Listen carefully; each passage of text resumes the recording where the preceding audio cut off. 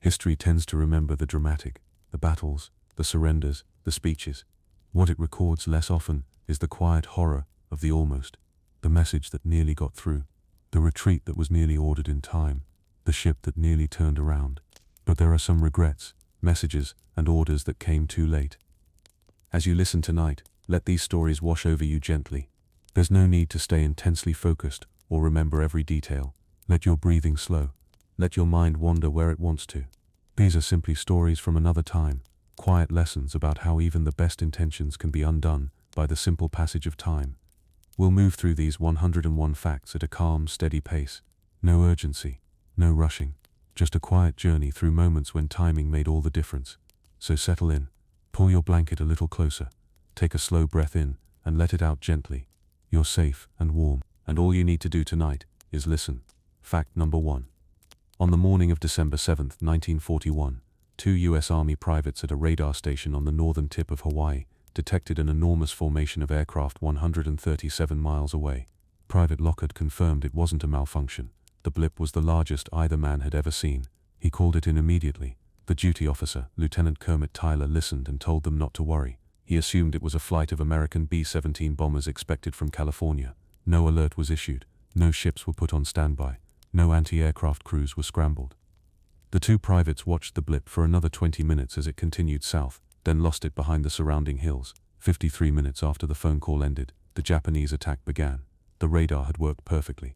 The operators had done everything right. The warning had arrived in time to make a real difference. The order to act on it simply never came. It is one of the clearest examples in the entire war of a system functioning exactly as designed, right up until the moment that mattered most. Fact number 2. 14 hours before the first bomb fell on Pearl Harbor, a critical warning was already moving through the American intelligence system, and it arrived 4 hours too late to matter. Tokyo had sent a coded message to its Washington embassy, instructing diplomats to deliver a formal note to the Secretary of State at exactly 1:00 p.m. on December 7th. American codebreakers had deciphered most of it by early morning.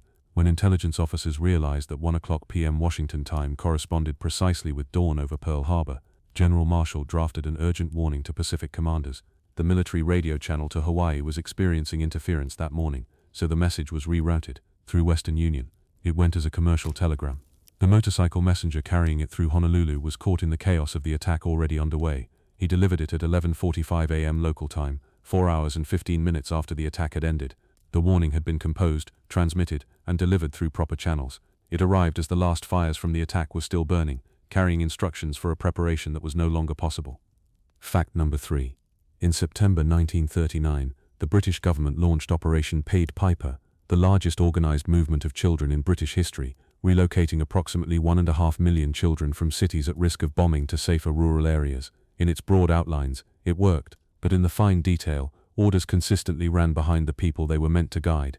In several districts, local councils received official instructions to prepare reception facilities only after the first evacuee trains had already departed London.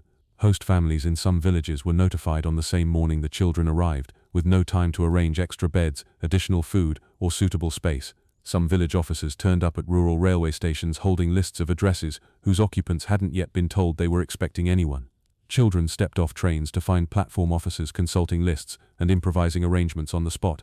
Younger children who had never been away from home stood on unfamiliar platforms holding luggage labels around their necks with their names written on them, waiting for a system to catch up with them.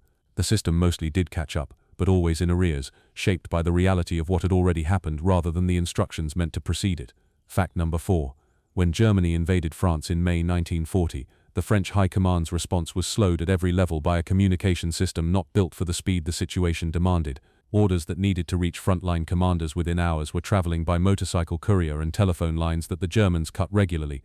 General Gamelin, commanding the Allied forces, operated from a headquarters that had no radio transmitter.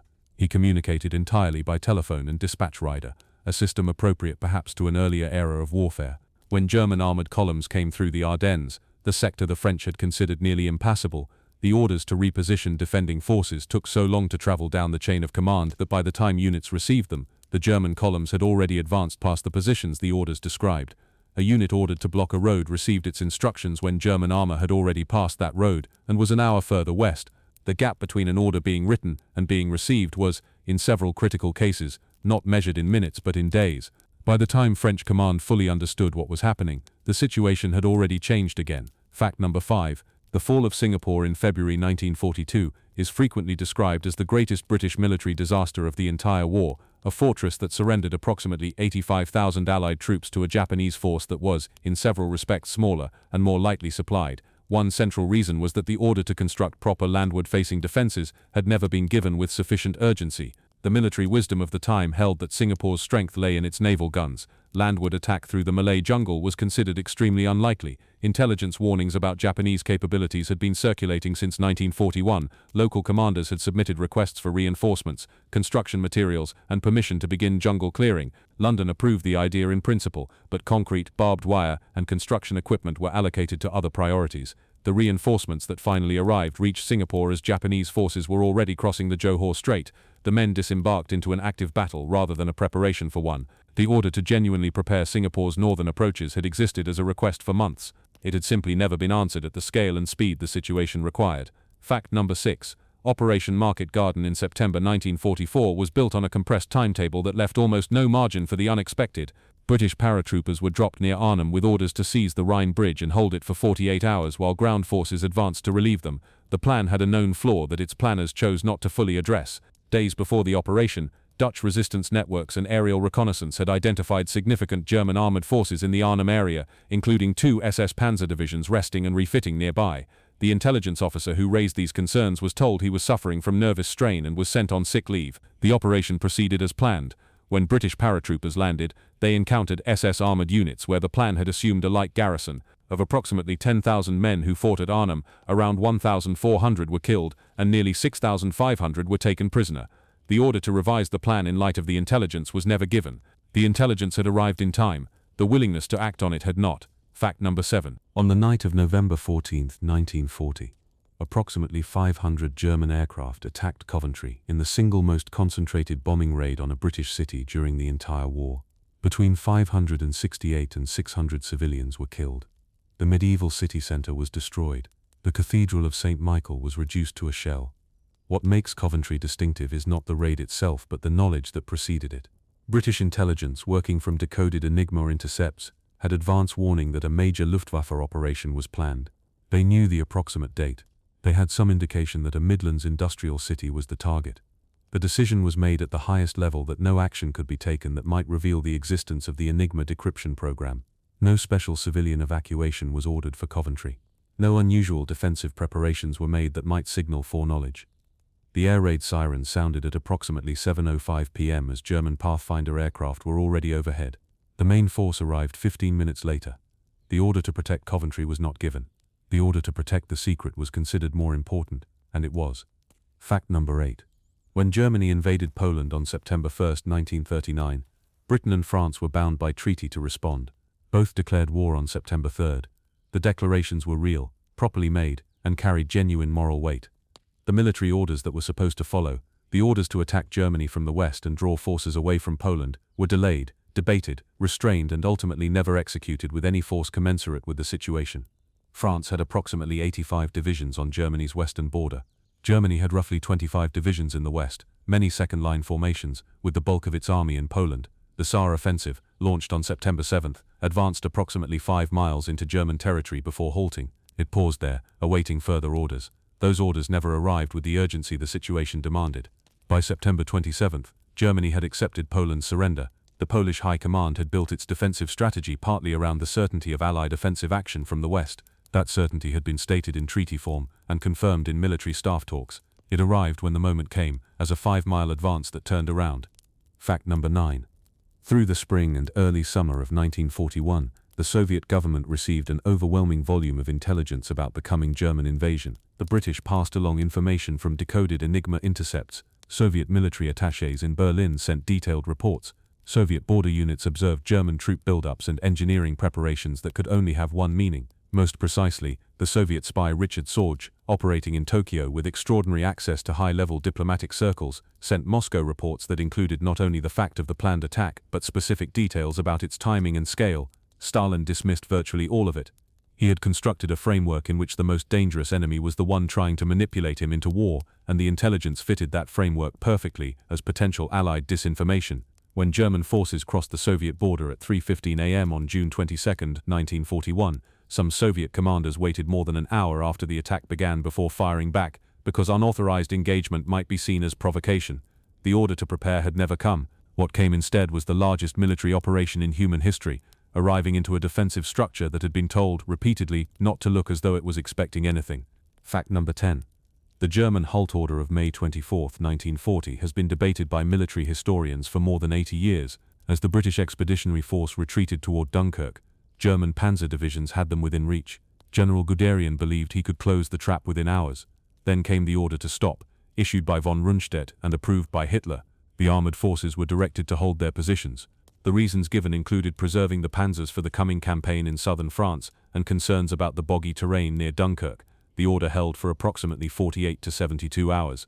During that window, the Allied defensive perimeter around Dunkirk was reinforced and Operation Dynamo began. Over 9 days, approximately 338,000 Allied soldiers crossed the English Channel on naval vessels and civilian boats. Many of those men went on to fight at El Alamein, to land on the beaches of Normandy, and eventually to enter Germany itself. The order to resume the German advance, when it finally came, arrived into a situation that had already, quietly and desperately rearranged itself. Fact number 11.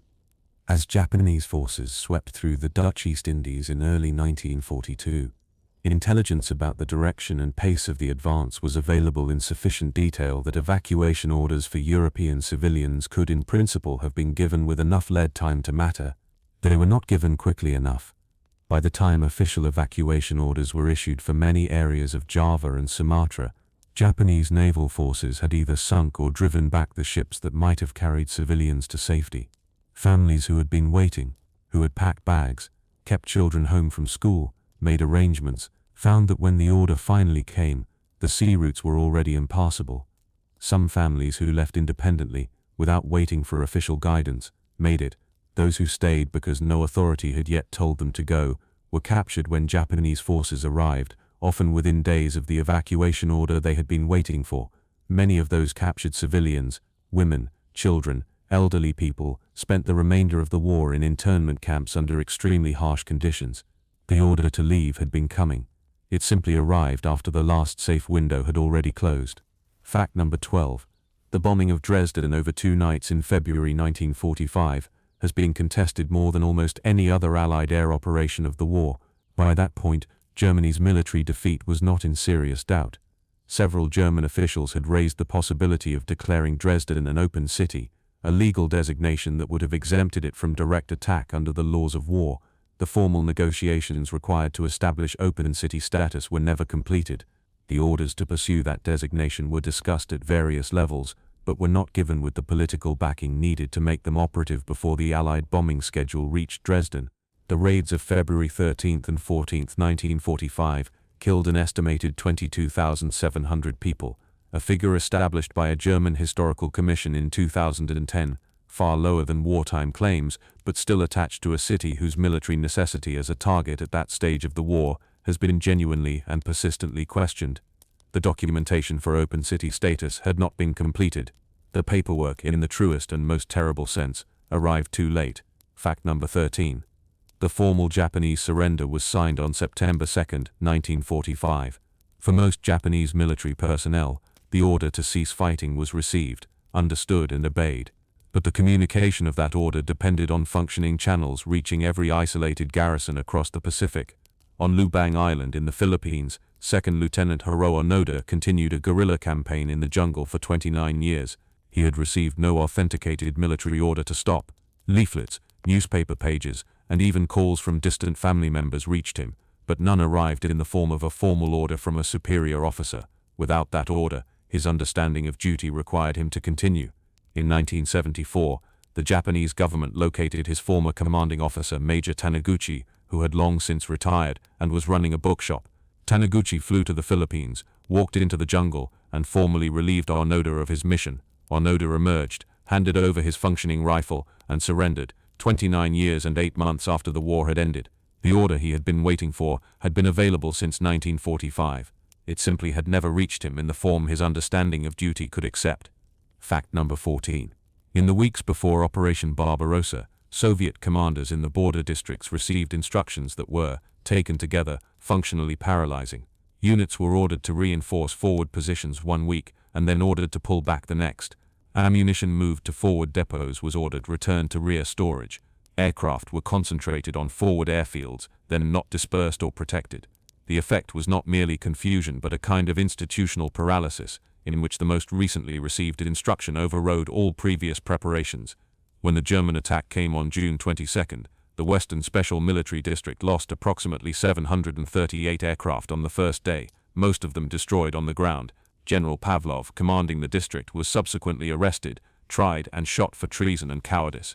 The actual cause of the disaster was not his cowardice, it was the orders he had been given, which had ensured that by the morning of June 22, the best prepared position his forces could be in was a state of carefully maintained, officially sanctioned unreadiness. Fact number 15.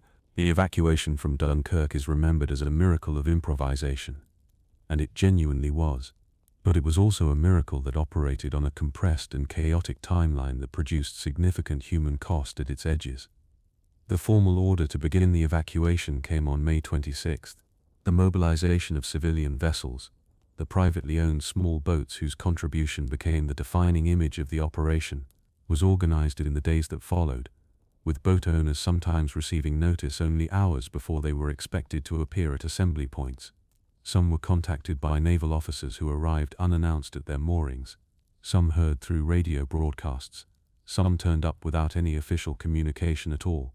The entire sequence, the decision to evacuate, the order to begin, the mobilization of resources, compressed into less than a week, a logistical operation that would normally have required months of planning. That it worked is a testament to the people who executed it. That it needed to work under those conditions was the result of every earlier order, the orders to reinforce, to prepare, to anticipate, that had not been given in time to make an improvised rescue unnecessary. Fact number 16. The siege of Leningrad began in September 1941 and lasted 872 days. It produced one of the most devastating civilian experiences of the entire war, and it was in significant part the consequence of evacuation orders that came too late and at insufficient scale. Stalin's reluctance to authorize large-scale civilian evacuation was rooted in his concern that it would signal an intention to abandon the city, which he was determined not to do. When the German and Finnish cordon closed in September 1941, approximately 2.5 million civilians were trapped inside the city. The evacuation routes later established across the frozen Lake Ladoga, the Road of Life, were extraordinary achievements that did move hundreds of thousands of people, but they could never operate at the scale needed to meaningfully reduce the population facing starvation rations. The minimum bread ration during the worst of the siege reached 125 grams per day, a piece of bread the size of a fist, made partly from sawdust and cellulose. An estimated 1 million civilians died during the siege, the great majority from hunger. The order to get people out before the trap closed had been available to give. It was not given at the scale or speed the situation ultimately demanded. Fact number 17. The defense of Bataan in the Philippines during the winter of 1941 to 1942 is one of the longest and most brutal last stands in American military history, sustained partly by a series of promises that never materialized into the orders needed to fulfill them. American and Filipino forces under General MacArthur retreated to the Bataan Peninsula and held out for almost 4 months in conditions of increasing privation. Food ran out, medical supplies ran out, men fought on a fraction of their required caloric intake, weakened by malaria and dysentery. While communications from Washington suggested that help was coming, convoys were assembled and then cancelled. Plans were drawn up and then replaced by other plans. The honest reality was that after Pearl Harbor, the ships and aircraft needed to break through the Japanese blockade simply did not exist in the Pacific in sufficient numbers. The order to hold on was given again and again. The order to allocate the resources that would make holding on survivable was never issued. When surrender came in April 1942, approximately 76,000 soldiers went into Japanese captivity. The Bataan Death March that followed killed thousands more. The men had held on. What they had been told was coming had not. Fact number 18. The Vel d'Hiv roundup of July 1942, the mass arrest of Jewish residents of Paris, coordinated between German occupiers and French Vichy police, was planned in detail over the preceding weeks. Within the French administration, knowledge of what was coming was not entirely absent. Individual French officials and police officers who knew the date and scope of the planned arrests made private, unofficial decisions about whether to share that information with people they knew personally. A small number of warnings were passed informally, a whispered word, a note under a door, a telephone call to a neighbor. These individual warnings were never organized, never official, never given the weight that might have reached more broadly through Paris's Jewish community. The roundup proceeded on July 16 and 17, 1942, arresting approximately 13,152 people, including 4,051 children. They were held at the Veldiv cycling stadium in conditions of acute suffering before being transferred to transit camps and eventually to Auschwitz. Of those deported, fewer than 100 survived the war. The informal warnings that did exist saved some lives, probably hundreds. The order to warn at a scale commensurate with the danger was never given, because no one with the power to give it was willing to spend the cost of doing so. Fact number 19. The RAF in Malaya was operating aircraft significantly outclassed by Japanese fighters before the December 1941 attack. Requests for modern planes, Spitfires, Hurricanes, the kinds that had been decisive during the Battle of Britain, had been submitted through official channels by local commanders who understood the threat clearly. The decision made, repeatedly and consistently, was that the aircraft could not be spared from other theaters, from North Africa, from the defense of Britain, from the Middle East. The risk in Malaya was real, but it would have to be managed with what was available. When the Japanese struck simultaneously at Pearl Harbor and Malaya, the RAF was unable to contest Japanese air superiority effectively. The airfields at Kota Baru were among the first targets, and their loss in the opening hours removed much of Britain's ability to respond from the air. The reinforcements that eventually came disembarked into the final collapse of the Malayan campaign, men arriving into a battle that was already, by every honest measure, lost before they stepped off the ships. The order to send adequate air power had been requested in time. It had been assessed, weighed, and set aside. Fact number 20. Warsaw in September 1939 presented one of the starkest examples of what happens when official evacuation orders collide with an already moving military situation. Polish families had been following the news of the German invasion and making their own calculations since September 1st. Some sent children to relatives in the countryside within the first 2 or 3 days, acting entirely on their own judgment. Official guidance arrived in pieces, partial, often contradictory, and consistently lagging behind the pace of the German advance. By the time official instructions in some neighborhoods advised evacuation to eastern Poland, the roads leading east were already under aerial attack. German aircraft had been bombing roads and railways for days, turning escape routes into dangerous gauntlets. Families who had followed the reasonable civic habit of waiting for an official order to act found that when it came, it described an option the preceding days had made impossible. The window during which a child could be put on a train and sent somewhere safe had been, in practical terms, the first 3 or 4 days of September. For families who waited for official confirmation, it had already closed before the confirmation arrived. Children who would have left in the first days of the war instead remained in Warsaw through the siege, the occupation, and everything that followed across the next 6 years. Fact number 21. Denmark's experience on April 9, 1940, the day Germany invaded, offers a study in the particular paralysis that comes from preparing for the wrong kind of threat. The Danish government had received multiple warnings in the weeks before the invasion from British, Swedish, and its own military sources. The official Danish position was that strict neutrality offered the best protection available to a small country sharing a long border with Germany. When German forces crossed at 4:15 a.m., the Danish army was ordered to resist. The resistance lasted approximately 2 hours before King Christian X ordered a ceasefire. The military logic was sound. Denmark had no realistic prospect of successful defense. What the decision to prioritize non-confrontation had prevented was any advanced preparation that might have proved useful under occupation.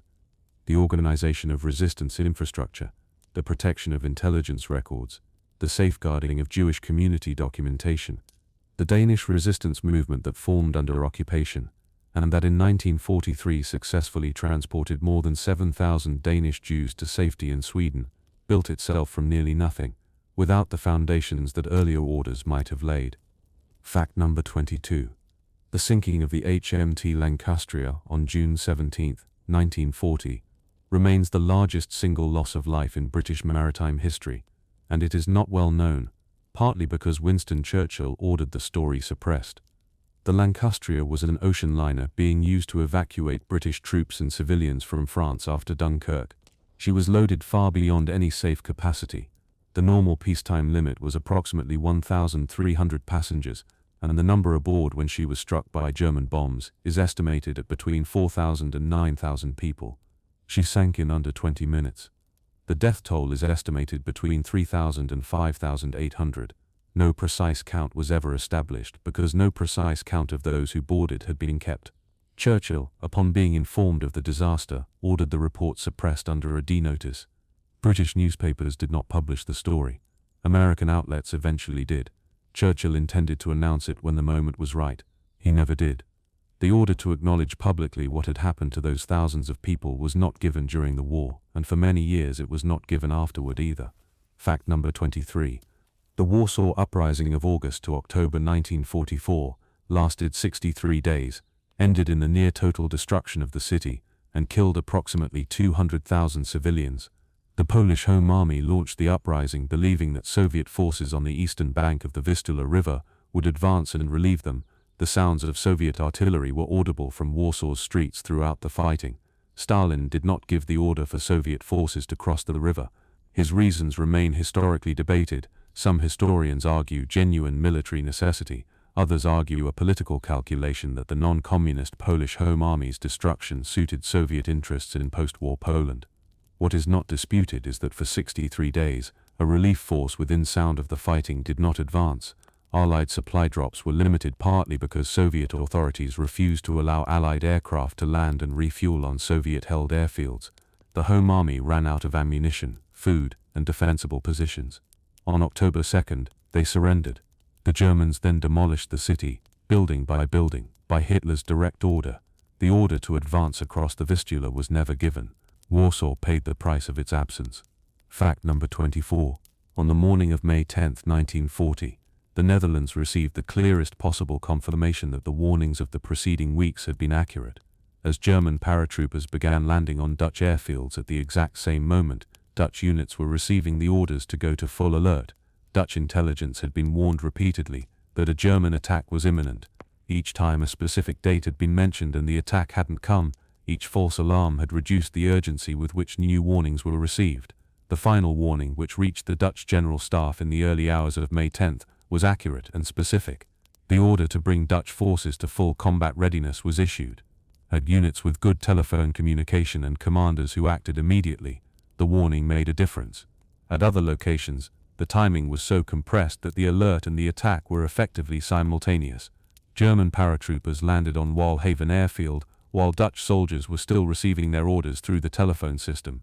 For those defenders, the order to prepare arrived in exactly the same moment as the thing they were being ordered to prepare for. There was no interval between warning and event, just the event, arriving first, with the warning attached to its heels. Fact number 25.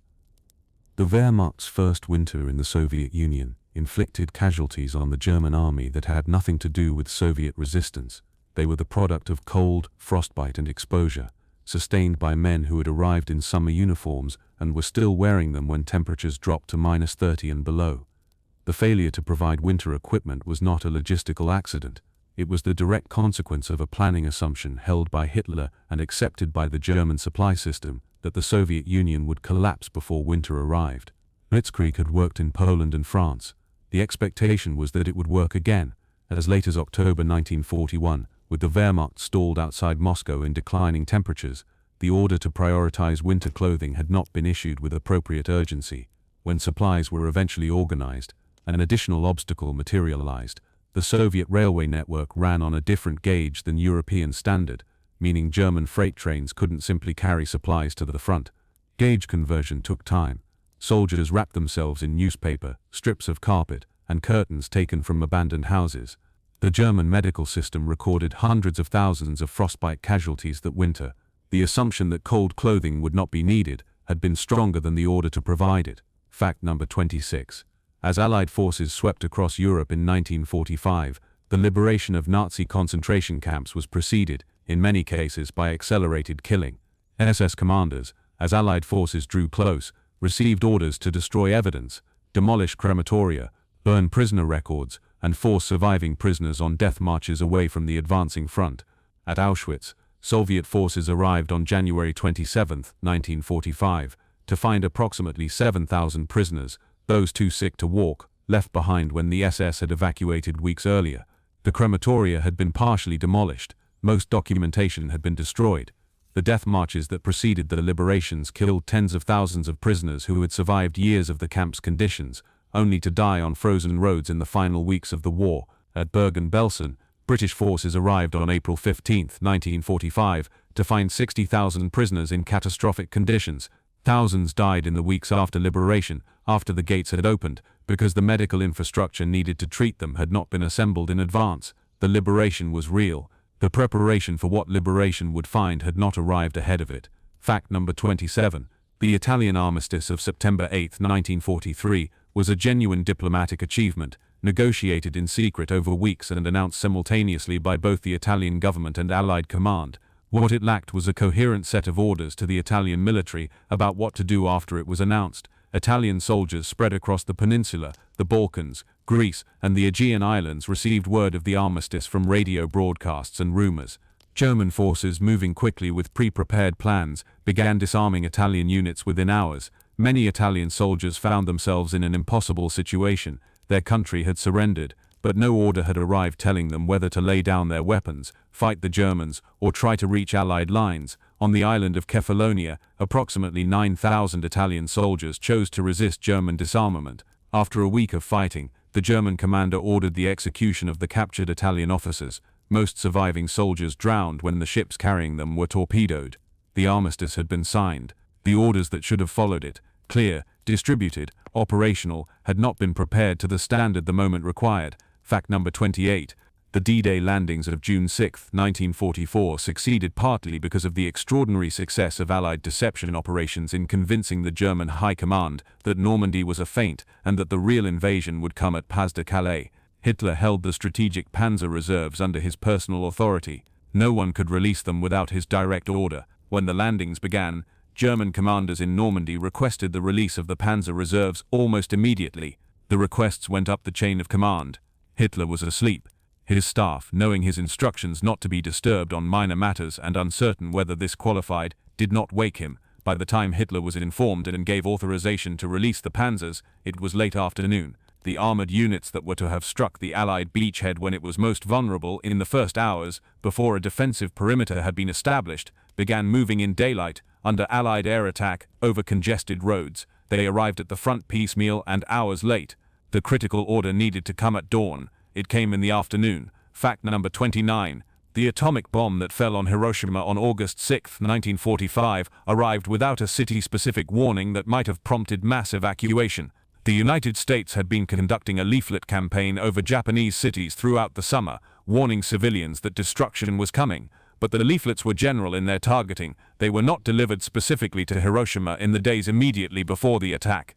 Japanese authorities knew something unusual was planned, but the specific nature of the atomic bomb was unknown, and no mass evacuation of Hiroshima was ordered in the final days before August 6. The bomb fell on a city of approximately 350,000 people going about a normal morning. Between 70,000 and 80,000 people died instantly.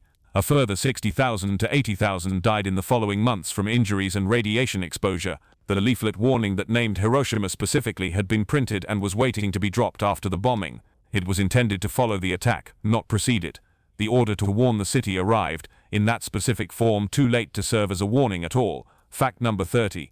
The defense of Crete in May 1941 is one of the most remarkable examples in the entire war of superior intelligence failing to translate into effective orders.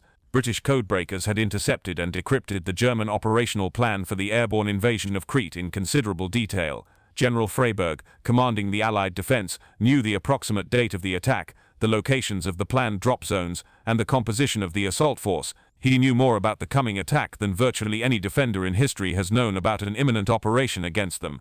What Freyberg did not do effectively was concentrate defensive fire on the landing zones during the first minutes of the assault, the period when an airborne force is at its most catastrophically vulnerable. Part of the reason was that intelligence also indicated a seaborne landing, and Freyberg divided his attention between the two threats. German airborne forces suffered catastrophic casualties in the initial landings. Their losses were so severe that Hitler never again authorized a major airborne operation. but they secured enough of a foothold to eventually force the Allied defense to collapse. The intelligence was the best available. The orders that followed from it were not equal to what the intelligence had made possible. Fact number 31. General Paulus, commanding the German Sixth Army, trapped inside the Stalingrad pocket in the winter of 1942 to 1943, sent repeated requests to Hitler for permission to attempt a breakout. The requests began in November 1942, when military analysis suggested that a breakout was still operationally possible. Hitler refused each request. The Sixth Army was to hold Stalingrad. Field Marshal von Manstein launched a relief operation in December 1942, driving to within approximately 30 miles of the pocket before being forced to halt. He believed that if the Sixth Army was ordered to fight toward him simultaneously, the encirclement might be broken. He requested permission for the breakout. Hitler refused. By January 1943, the Sixth Army was so weakened and so short of fuel and ammunition that the question of a breakout had become purely theoretical. Paulus surrendered on February 2, 1943. Approximately 91,000 German soldiers went into Soviet captivity. Fewer than 6,000 ever returned to Germany. The order to break out, the order that Manstein believed could have been executed in December, was not given. When it could no longer matter, it remained unissued. Fact number 32. The Channel Islands, Jersey, Guernsey, Alderney, Sark and Herm, are the only parts of the British Isles occupied by German forces during the Second World War. The decision to demilitarize them in June 1940 was the right one. The way it was communicated and the evacuation it was supposed to facilitate were considerably less orderly. The formal announcement of demilitarization reached the islands with very little lead time for a comprehensive civilian evacuation to be organized. Ships were made available, and approximately 30,000 people, roughly half the pre-war population, managed to leave. The other approximately 34,000 stayed. Some chose to remain out of attachment to their homes. Others stayed because they received word too late to organize their departure before the last boats left. For those who remained, the occupation lasted from June 1940 until May 1945, almost exactly 5 years. The order to evacuate, such as it was, reached some people in time. For thousands of others, by the time the full picture was clear, the last vessel had already sailed. Fact number 33. The firebombing of Tokyo on the night of March 9 and 10, 1945 killed an estimated 80,000 to 100,000 people and destroyed approximately 16 square miles of the city. American B-29s flew in low, dropping incendiary bombs on densely packed wooden residential neighborhoods. Japanese civil defense systems were overwhelmed within the first hour. Emergency evacuation orders were broadcast, directing civilians to move away from the spreading fires and toward open spaces, parks, schoolyards, riverbanks. The problem was that the fire was moving faster than the orders could account for. In some areas, residents who followed the official instructions, who moved in the direction they were told, were moving toward parts of the city that the fire had already reached by the time they arrived.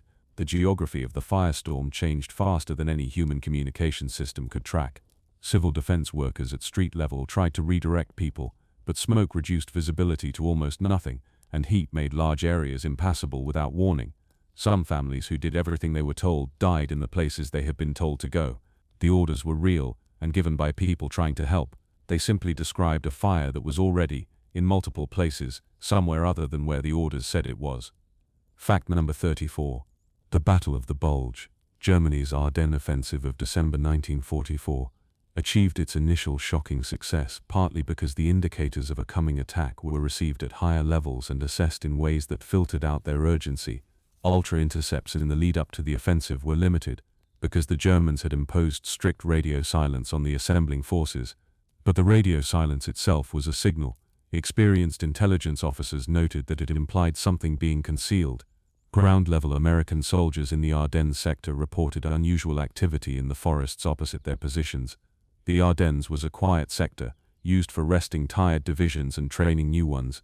The established view that Germany was too weakened to mount a major offensive overrode the specific reports coming from the front. When 250,000 German soldiers and 340 tanks attacked on December 16, the order to reinforce the thin American line was given only after the penetration was already 20 miles deep. For civilians of Belgium and Luxembourg in the path of the German advance, evacuation orders reached some communities in time. In others, the order arrived as German vehicles were already moving down the main street. Fact number 35. The Dutch Jewish community suffered one of the highest proportional death rates of any Jewish population in Western Europe. Approximately 75% of Dutch Jews were killed, compared to roughly 25% in France and 40% in Belgium. This was not primarily the result of greater German brutality in the Netherlands. It was in significant part the result of the degree to which Dutch Jews had complied with German registration requirements in the early years of the occupation, under the belief that compliance offered a degree of protection. The elaborate population records that resulted made the deportations of 1942 and 1943 operationally straightforward. The order to resist registration, to destroy records, to go underground. That order was never given by any coordinating authority with sufficient standing to make it carry broad weight. The gap between the first registration orders in 1941 and the deportation orders of 1942 had been approximately a year. Within that year, the order that might have changed outcomes was never issued at the scale the situation demanded. Fact number 36. When Germany surrendered on May 8, 1945, the mechanics of communicating that surrender to every German military unit across Europe proved considerably more complex than the formal ceremony suggested. In Norway, where German forces numbered approximately 350,000, the largest concentration of German troops outside Germany itself, the surrender orders had to travel through a command structure that was itself in the process of dissolving. Some German commanders received and immediately complied with the surrender instruction. Others requested written confirmation from authenticated higher authorities before standing their forces down. Still others, in remote postings, received the information through radio broadcasts and waited for formal military orders before acting. During the interval between the general capitulation and the arrival of confirmed surrender orders at specific Norwegian locations, German soldiers continued to occupy their positions, carrying weapons, maintaining posts, operating as an occupying force in a country they had held for 5 years.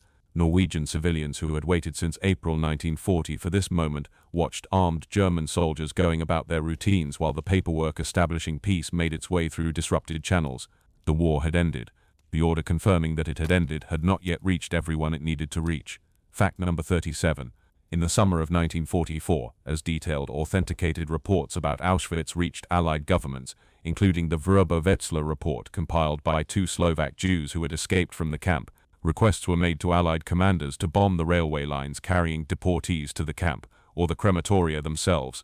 The requests came from Jewish organizations, from government officials, and from representatives of the Hungarian Jewish community that was at that moment being deported at a rate of 12,000 people per day. The Allied response was that bombing the camps or railways would be operationally difficult and might harm prisoners, and that the priority remained military targets that would hasten the end of the war. Allied aircraft flew near Auschwitz repeatedly that summer, bombing oil facilities in the Monowitz area. Some missions passed directly over the camp complex. The railway lines that carried deportees were within operational range. The order to bomb them was not given. Between May and July 1944, approximately 437,000 Hungarian Jews were deported to Auschwitz. The majority were killed on arrival. Fact number 38. Soviet and Polish journalists were brought into the Majdanek concentration camp almost immediately after its liberation on July 23, 1944. Their reports reached Western Allied governments and press organizations within days. Life magazine published photographs. The physical evidence was overwhelming and unambiguous. Gas chambers, crematoria, warehouses stacked with the belongings of murdered prisoners. Yet the order that might have translated this confirmed knowledge into meaningful policy change, a specific, urgent, coordinated response treating the evidence as the emergency it represented, did not come. Western Allied governments received the Majdanek reports in the context of a war they believed they were winning, and within a set of strategic priorities that had been established and repeatedly affirmed. The information was absorbed into that framework rather than disrupting it. The remaining camps continued operating for another 9 months. The order to treat the evidence from Majdanek as the emergency it represented, to act at a scale commensurate with the knowledge, was never given. Fact number 39. Operation Bagration, the Soviet summer offensive of June and July 1944, destroyed Army Group Center in 10 days, a military catastrophe for Germany larger, in terms of divisions lost, than Stalingrad. Within hours of the attack beginning, German commanders recognized that a fighting withdrawal to a more defensible line was the only military response that could preserve any coherent force. The requests to withdraw went up the chain of command and were refused by Hitler, who had designated several cities as feste Plätze, fortified places, to be held to the last man regardless of the tactical situation around them. Units that might have withdrawn in good order were ordered to hold. Many were encircled. In 10 days, Germany lost approximately 28 divisions between 300,000 and 350,000 soldiers killed, wounded, or captured. When Hitler eventually authorized retreats, it was for units that had already been surrounded and could no longer execute a retreat in any operationally meaningful sense. The permission arrived for movements that were no longer physically possible. Fact number 40. The MS Saint Louis sailed from Hamburg on May 13, 1939, carrying 937 Jewish passengers fleeing Germany. Most held Cuban landing certificates they believed would allow them to disembark in Havana. When the ship arrived, Cuban authorities refused to honor the certificates. They had been declared invalid by a presidential decree issued after the passengers had purchased them but before they sailed. The ship sat in Havana harbor while negotiations were attempted. It then moved to the coast of Florida, close enough to Miami that passengers could see the lights of the city from the deck.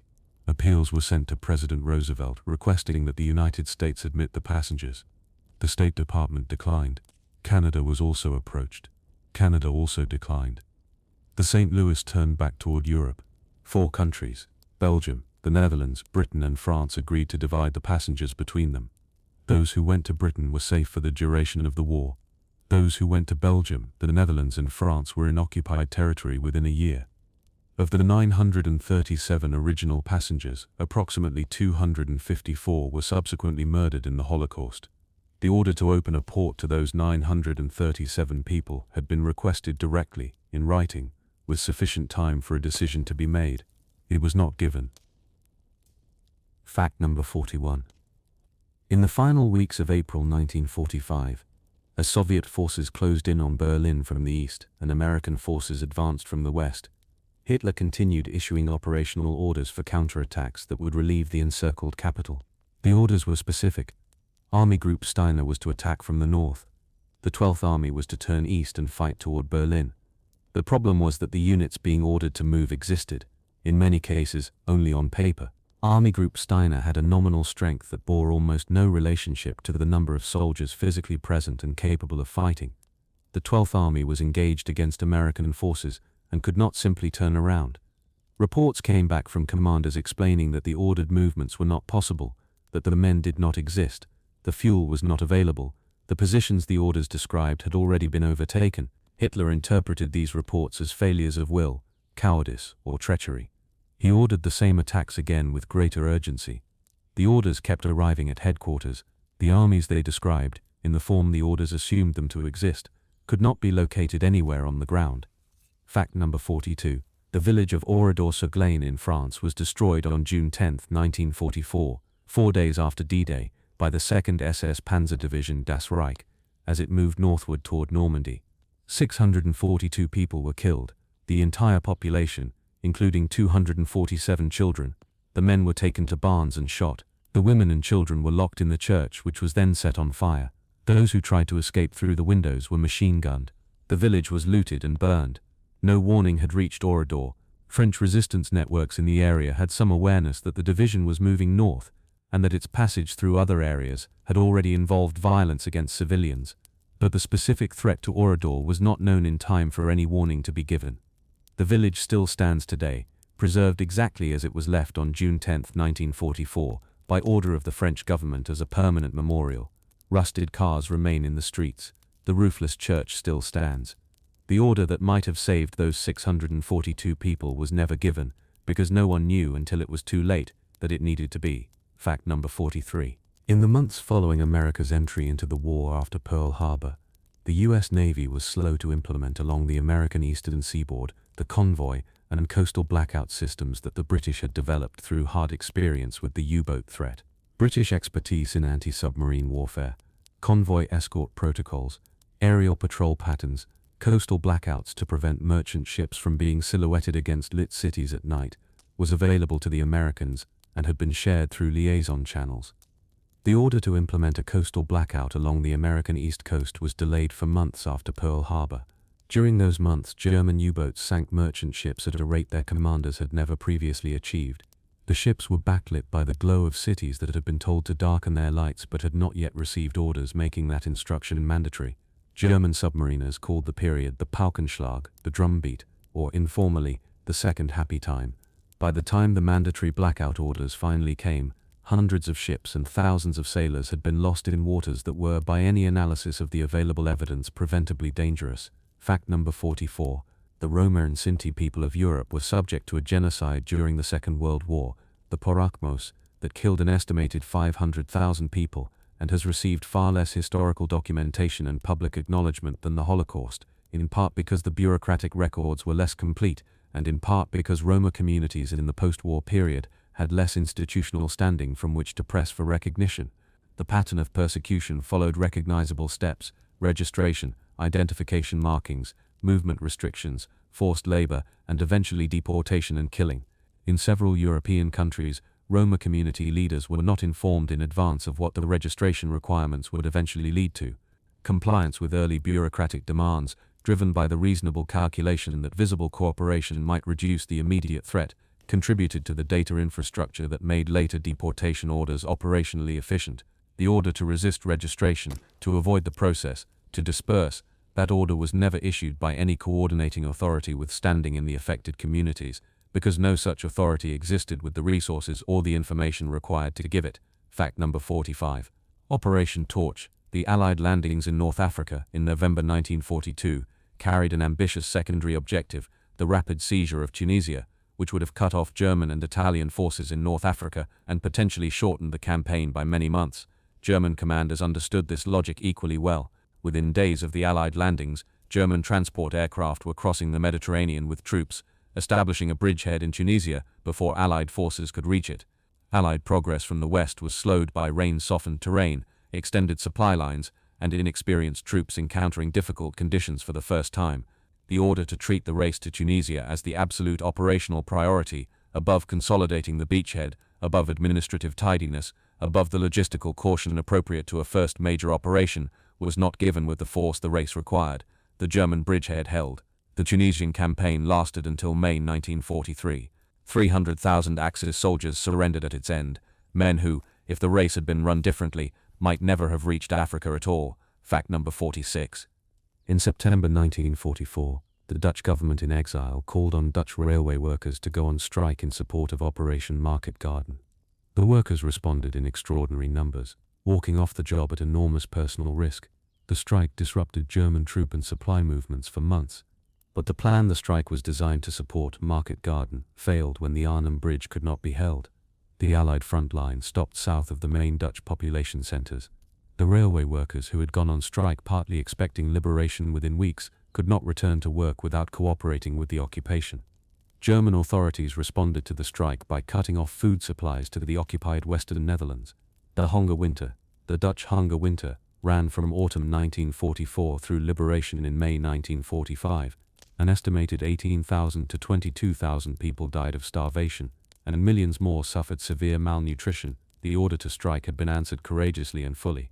The order that would have justified that courage, the order that would have ensured liberation, followed, described a timetable that the military situation could not keep. Fact number 47. The French rearguard at Dunkirk. The soldiers tasked with holding the defensive perimeter while the bulk of Allied forces embarked agreed to cover the evacuation in the understanding that they too would be taken off. In the final hours of Operation Dynamo, this promise became progressively harder to honor. Some French soldiers reached the beach in time. Others arrived at the water's edge to find the last vessels gone. Approximately 40,000 French soldiers were left behind when the evacuation ended, partly because the orders to prioritize French evacuation alongside British evacuation came late in the operation, and partly because the soldiers holding the perimeter had less time than they had been told they would have. They had done what they were asked. They had held the line. The order that might have ensured they were taken off before the last ship left had either not been given or had not been delivered in time to change the final count of those left standing on the beach. Fact number 48. The liberation of France in the summer and autumn of 1944 was followed by the epuration, the purge of those who had collaborated with the German occupation.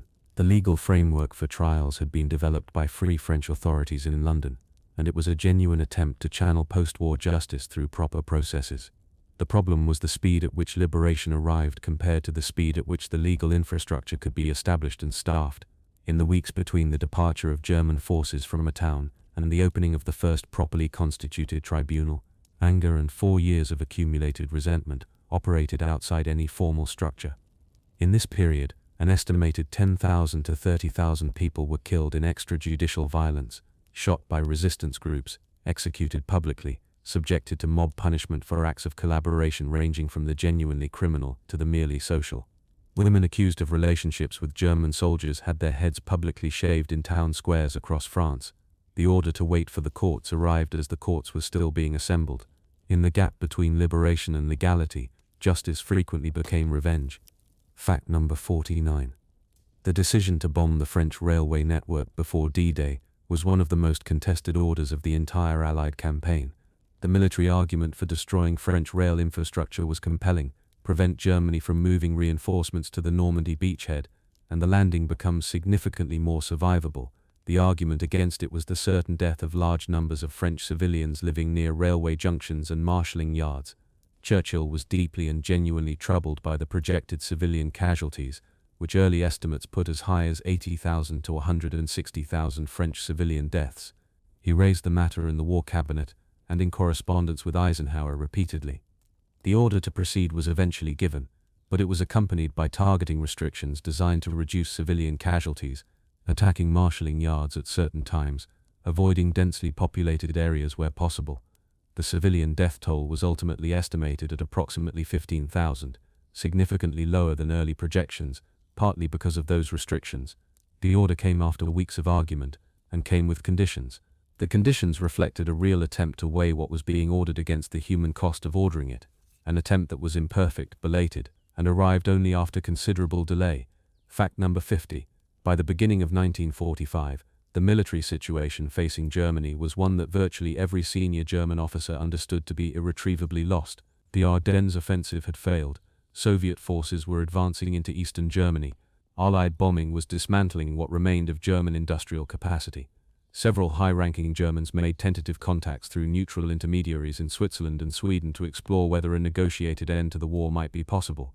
These contacts were constrained by a fundamental reality: the only person with the constitutional authority to order a negotiation for peace was Adolf Hitler, and Hitler would not give that order. The unconditional surrender terms the Allies had declared at Casablanca gave him no framework for a negotiated exit he could have accepted and survived politically. The war continued. In the months between the failure of the Ardennes offensive in January 1945 and the German surrender in May 1945, approximately 1 million more people died in European military operations. The capacity to end the war had existed at some level before it actually ended. The order to exercise that capacity, the order that would have traded national humiliation for lives, was not given until Berlin was rubble and there was nothing left to negotiate with. Fact number 51. The German occupation of Greece beginning in April 1941 brought with it a famine that killed an estimated 100,000 people in the winter of 1941 to 1942. The famine was produced by the requisitioning of Greek food stocks by occupation forces, the disruption of the agricultural distribution system, and the Allied naval blockade of Greece, maintained even after it became clear that the blockade was hitting civilians rather than the German military. Appeals from neutral organizations, including the International Red Cross and the Vatican, for food relief to reach the Greek civilian population began almost immediately after the famine conditions became apparent. The order from Allied governments to allow neutral food ships through the blockade was not given for months. Britain was concerned that any relaxation would open a precedent across occupied Europe. By the time a compromise arrangement was reached allowing limited food relief through neutral channels, tens of thousands of Greeks had already died. The relief was real when it came. The order to allow it came after a period of documented reported civilian starvation that had been allowed to run while the policy debate continued. Fact number 52. The Jewish community of Bulgaria experienced one of the most unusual outcomes of the Holocaust, a last-minute intervention that prevented deportations that had been ordered, scheduled, and were hours from execution. In March 1943, Bulgarian authorities had agreed with German SS officers to deport approximately 48,000 Jews to the extermination camps. The trains were prepared. The assembly orders had been issued to local police. On the night before the deportations were to begin, a Bulgarian official named Dimitar Peshev learned what was about to happen and began making urgent telephone calls to cabinet ministers and members of parliament. A letter of protest was drafted and signed by 42 members of parliament within hours. The Bulgarian Orthodox Church's bishops sent letters to King Boris III. The order to proceed with the deportations was cancelled, hours before it was to have been executed. Bulgarian Jews were not deported to the extermination camps. The intervention had come at almost the last possible moment, late enough that the trains were already prepared, but just barely in time. 48,000 people were alive at the end of the war who would not have been if the protest letters had arrived one morning later. Fact number 53. The Pacific island of Peleliu was the site of one of the bloodiest American battles of the Pacific War, and its cost was shaped significantly by an intelligence failure about the nature of the Japanese defenses. Operation Stalemate 2 was based on an estimate that the island would be secured in approximately 4 days. The order to assault was given with that timetable as the baseline for all planning. What pre-assault intelligence had not adequately conveyed was that the Japanese garrison had constructed an elaborate system of interconnected caves and tunnels, making conventional frontal assault extraordinarily costly. The Japanese commander had abandoned the previous doctrine of meeting the enemy on the beach and organized a defense specifically designed to inflict maximum casualties over maximum time. The 4-day estimate became a 2-month battle. American casualties numbered approximately 9,800, including 1,800 dead. The order to revise the assault plan in light of the actual defensive system was given only once the battle was already underway, but by then the initial assault formations had taken their heaviest losses in the first days. The order to stop and reassess came after the worst of the cost had already been paid. Fact number 54. Hungary had, until March 1944, maintained a degree of independence under its regent Miklos Horthy, and Hungarian Jews, approximately 800,000 people, had not been subject to the mass deportations that had already occurred elsewhere in occupied Europe. When Germany occupied Hungary directly in March 1944, Adolf Eichmann arrived in Budapest within days and immediately began organizing deportations. The speed was unprecedented. Deportations began in May 1944 and proceeded at approximately 12,000 people per day. Horthy, receiving reports of what was happening from multiple sources, issued an order in July 1944, halting the deportations. The halt order came after approximately 437,000 Hungarian Jews had already been deported, the majority to Auschwitz, where most were killed on arrival. The Jews of Budapest were largely spared by the halt order. Approximately 200,000 Budapest Jews survived the war, partly as a result of Horthy's July intervention. The order to halt the deportations had been available to give since the beginning. When it was finally given in July, it came after the deportations had already consumed the provincial Jewish community of Hungary almost entirely. Fact number 55. Operation Bodyguard convinced German commanders that the Normandy landings were a feint, and that the main Allied landing would come at Pas-de-Calais. Even after the Normandy landings began, significant German forces in the Calais area were held in reserve, awaiting the main assault that never came. What is less often examined is the inverse of this success. The degree to which the deception's success depended on the Germans not acting effectively on information they did have. German intelligence received multiple indicators of the Normandy landings in the days before June 6. Unusual radio traffic, reports from agents, aerial reconnaissance. In each case, the information was processed through a framework shaped by the deception and assessed as consistent with a feint rather than the main event. The order to reinforce Normandy, to shift German defensive priorities to the actual landing area, was not given. The panzer reserves were held in place, waiting for the order to release them. An order that depended on a German high command accurately reading a situation that had been deliberately and expertly made illegible. Fact number 56. The city of Rotterdam was bombed by the German Luftwaffe on May 14, 1940, during the German invasion of the Netherlands. And part of what makes the bombing historically distinctive is that it occurred during an active negotiation for the city's surrender. Dutch and German officers were, at the moment the bombs fell, in the process of exchanging communications about surrender terms. A German ceasefire signal, red flares fired from the ground, was seen by some of the bombers and caused part of the formation to turn back. The others did not see it in time or saw it too late to abort their bombing run. Approximately 900 civilians were killed and 24,500 buildings were destroyed. The ceasefire signal arrived, it was fired, it was real, it was the correct procedure, but it reached only part of the force it was meant to stop. The part it did not reach in time continued on its heading and dropped its bombs into a city that was, technically, in the process of surrendering. The Netherlands capitulated the following day. Fact number 57. The British Special Operations Executive trained and inserted agents into occupied Europe to support resistance movements and conduct sabotage. One of its most significant failures was the Dutch section's operation, which the Germans had penetrated almost entirely through a captured agent who continued transmitting under German control, a counterintelligence operation the Germans called Englandspiel. From 1942 to 1944, The Germans used captured SOE radio equipment and codebooks to impersonate Dutch agents, extract information about upcoming drops and capture incoming agents as they landed. 54 SOE agents were inserted into the Netherlands during this period. Most were captured immediately on landing and subsequently executed. London received repeated signals that something was wrong. Some agents deliberately omitted their security check codes to signal compromise. The order to halt the operations to treat the Dutch section as compromised was not given until 1944, by which point most of the agents who had been sent in had already been captured. 2 agents eventually escaped from prison and alerted London from neutral Switzerland. The order that should have stopped the insertions had been available to give. It came approximately 2 years after the signals indicating its necessity had begun to arrive. Fact number 58. The Battle of the Bulge included among its objectives the capture of Allied fuel depots in Belgium. German armored units operating on critically limited fuel reserves were counting on capturing Allied stocks to sustain the offensive beyond its initial thrust.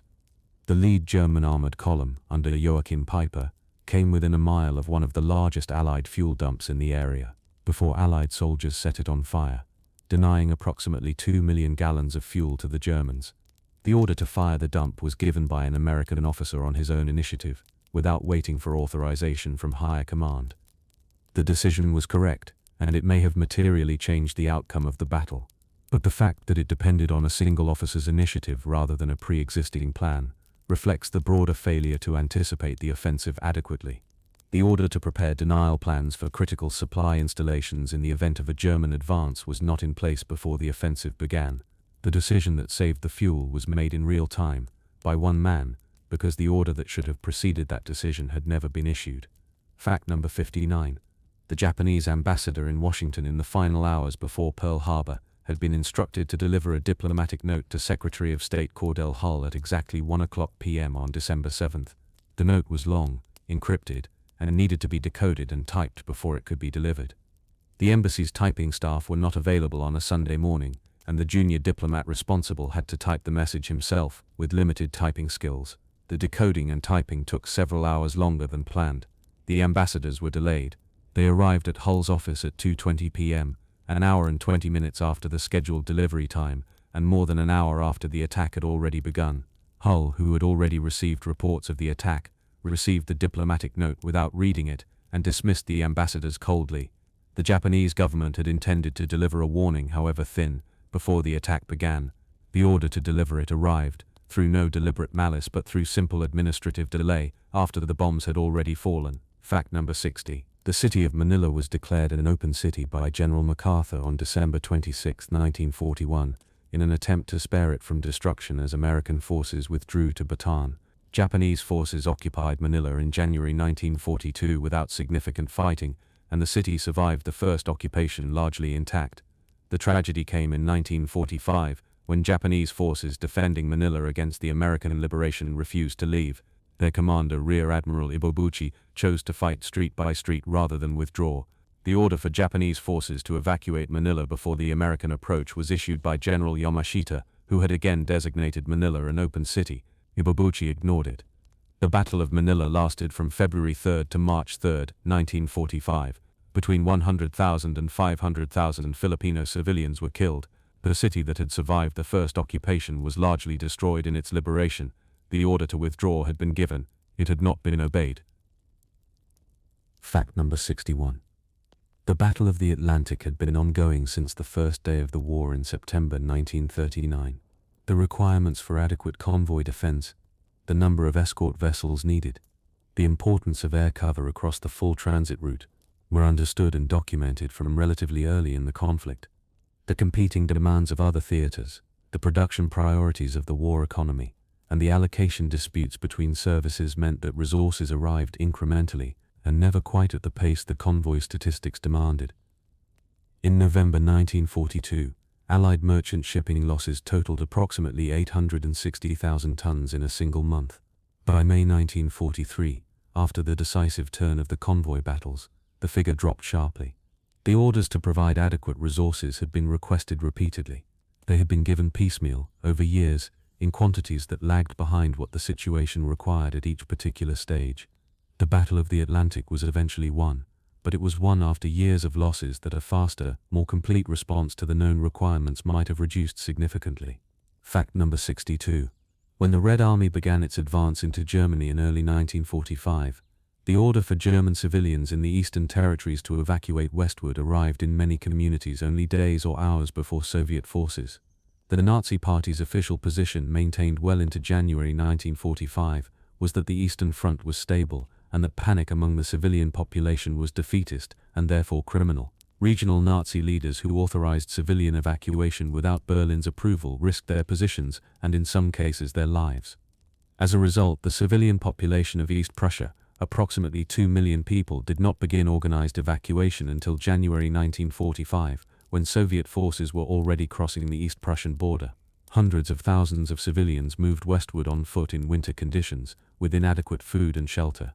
The Gustloff, a ship carrying evacuees across the Baltic, was torpedoed by a Soviet submarine on January 30, 1945, killing approximately 9,300 people, the largest loss of life in a single maritime disaster in history. The order to evacuate had not come before it was safe to move. It came when the only thing left to do was to run. Fact number 63. The liberation of the Philippines brought with it an extraordinary complication. Japanese soldiers who refused to accept the surrender and continued fighting for years, in some cases decades. This was not uniformly personal intransigence. It was, in many instances, a direct consequence of the order to surrender not reaching the individuals in question. Japanese military culture placed extraordinary emphasis on the authenticated chain of command. An order received from an unofficial source, a leaflet, a newspaper, a civilian, did not carry the weight of an order from a military superior. On several Philippine islands, small groups of Japanese soldiers continued patrols and armed operations for months and years after September 2, 1945. Most surrendered when official surrender orders reached them through credible military channels. The last known Japanese soldier to surrender, Hiro Onoda, laid down his weapons in 1974. The order he required had been available since 1945. It simply had not reached him in a form his understanding of duty could accept. Fact number 64. The fall of Tobruk on June 21, 1942, was one of the most demoralizing moments of the entire North African campaign for Britain. The garrison of approximately 33,000 men surrendered to a German-Italian force that had been expected to take weeks to reduce the fortress. The fall came within a day of the main assault. When the assault came in an unexpected sector and the defensive line broke, the orders for counterattacks and redeployment took time to issue and longer to reach the units they were directed at. By the time some units received orders to move to critical positions, those positions were already in German hands. Churchill received the news while visiting Roosevelt in Washington. He described it later as one of the most crushing blows of the war. The garrison had been holding a fortress for months. It fell in the end in less than a day, partly because the orders needed to seal a sudden breach arrived after the breach had already widened beyond sealing. Fact number 65. The Katyn Massacre. The execution of approximately 22,000 Polish military officers, police, intellectuals and professionals by Soviet secret police in the spring of 1940 became a subject of acute political sensitivity for the Allied powers throughout the war. German forces discovered the mass graves in 1943 and publicized the discovery. The Soviet government denied responsibility and claimed the Germans had committed the murders. The British and American governments, aware that the balance of evidence pointed towards Soviet guilt, chose to accept the Soviet denial, or at least to not formally challenge it, because the alliance with the Soviet Union was considered essential to winning the war. Polish exile government leaders who pressed for an independent investigation were effectively ordered to drop the matter. The order not to pursue the truth, not to issue the statement that the evidence supported, was given explicitly and quietly by Allied governments to the Polish authorities who most needed to know what had happened to their officers. The truth was suppressed for the duration of the war. The Soviet Union admitted responsibility for Katyn only in 1990, under Gorbachev. The order acknowledging what had happened arrived 50 years late. Fact number 66. The Greek resistance movement during the Axis occupation was divided between the communist-led Alas and the nationalist EDS. The orders from Allied command in Cairo to coordinate these factions toward unified action against the German occupation were consistently late, contradictory, and ultimately unsuccessful. The two factions spent significant portions of the occupation fighting each other as well as the Germans. The British mission in Greece found themselves attempting to broker agreements between factions whose political goals were not compatible, using promises of post-war political arrangements that Cairo had not fully authorized them to make. The order to prioritize unified action against the Germans over and above the political positioning for the post-war period arrived repeatedly and was repeatedly overtaken by the reality that both major factions were simultaneously preparing for the war after the war. The liberation of Greece in October 1944 was followed almost immediately by a civil war that lasted until 1949.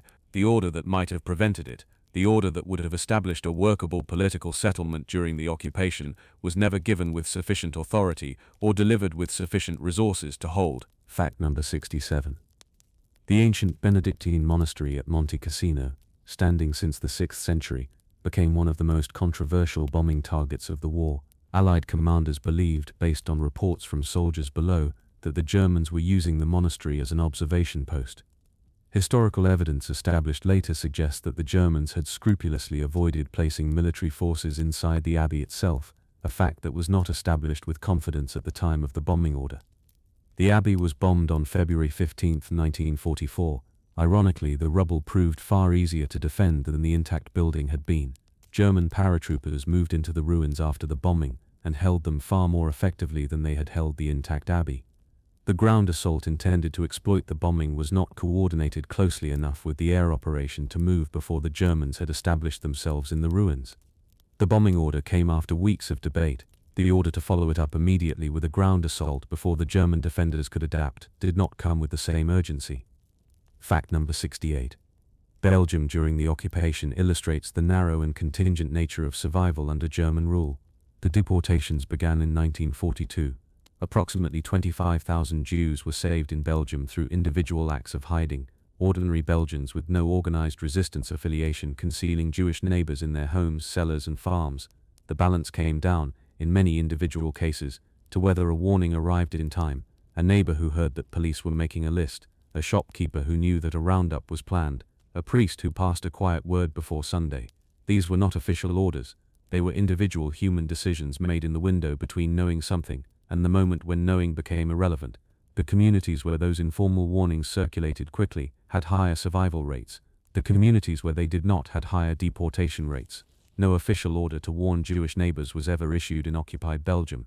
What functioned in its place was the uncoordinated, imperfect and life-saving decision of ordinary people who chose to pass the word before it was too late. Fact number 69. The Battle of the Bulge included among its objectives the capture of Allied fuel depots in Belgium. The lead German armored column under Joachim Peiper came within a mile of one of the largest Allied fuel dumps before Allied soldiers set it on fire, denying approximately 2 million gallons of fuel to the Germans. The order to fire the dump was given by an American officer on his own initiative, without waiting for authorization from higher command. The decision was correct, and it may have materially changed the outcome of the battle. But the fact that it depended on a single officer's initiative rather than a pre-existing plan reflects the broader failure to anticipate the offensive adequately.